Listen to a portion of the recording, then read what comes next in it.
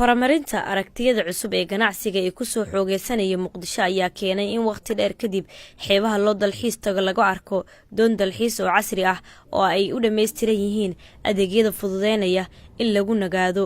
waxaa jira doono yaryar oo ka shaqeynaya xeeliga xeebta kuwaasi oo dadka qaada badweyntan ugu geeya doonta dalxiis. waa shaqo abuur laba dhinac ah, mar waxaa ka macaasha dhalinyarada doomaha yaryar wata, marna waxa ay shaqo abuur u noqotay kuwa doonta ka shaqeeya. Cabduqaadir Maxamed Ibraahim waa milkiilaha doonta, waxa uu ka sheekeynayaa sida ay ugu dhalatay in xilligan loo baahan yahay doon dalxiis oo casri ah. waxa uuna aragtidan ka soo maanguuriyay doomaha dalxiiska ee caalamka. waxa uu tilmaamay macaamiisha doonta inay aad u soo badanayaan waqtiyadii dambe. marka waxaan arkay baahi ka jirto liido sida doomanka yararka dadka qaataan oo meel dhow gaaraan ka soo noqdaan. waxaan ku fikirnay aniga oo fikirka igu dhaliyay asxaabteeda ay ka mid yihiin Aamino, Maxamed iyo Nuur oo Dubai joogo,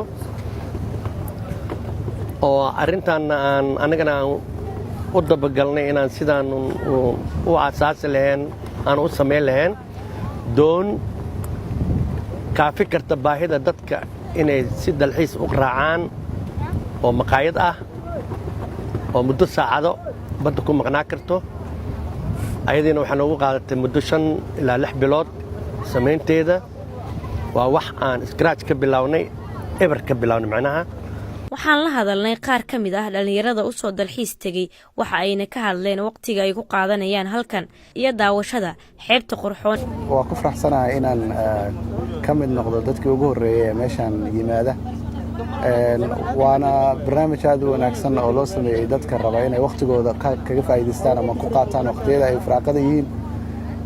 runtii waxaan leeyahay qofkii fikradan sameeyay ama curiyay ama barnaamijkan keenay waxa weeye aad buu ugu mahadsan yahay. dadkuna waxaan rajaynayaa inay ka faa'iideysan doonaan.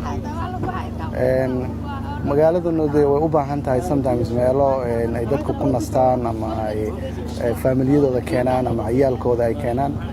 aad baan ugu faraxsanahay maanta inaan ka soo qayb galo doontan aad u quruxda badan. waxaan meeshaan u imaanay inaan farxadda ku qaybsano.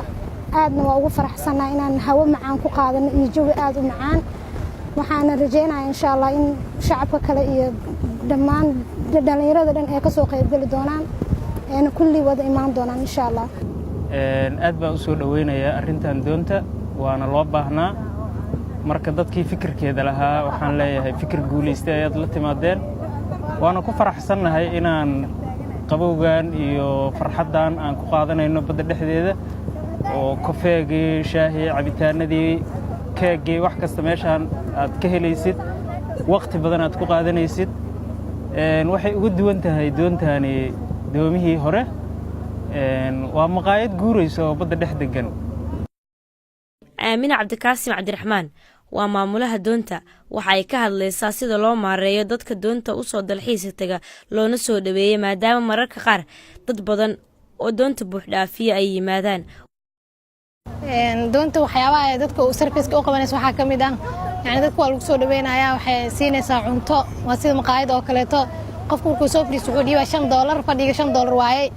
markuu cuntada cunaa cuntada maqaayad waxa oo si caadi cuntada u iibsanaya. waxaa jirta mar la qaadayo $15 oo dadka la socodsiinayo xeebta lagu wareejinayo si dalxiis ahaan. mar kale waxaa jirta oo dadka la wadaayo oo la geynayo jasiiro, ina waa lacag kale, ina waa $30. markay dadka bay group ahaan iskugu xireeyeen. qofka halkan yimaada waxa uu ku qaadan karaa saacado badan isagoo aan wax caajis dareemin. doontu waxa ay leedahay maqaaxi dadku ay ka heli karaan cunooyinka fudfudud. mararka qaar dadka doonta soo raaca waxaa loo dalxiis geeyaa xeebaha jasiiro iyo warshiq. doontani nooceeda wali laguma aan arag guud ahaan Soomaaliya, gaar ahaan magaalada Muqdisho iyo xeebta Liida ee imika ka howlgasho.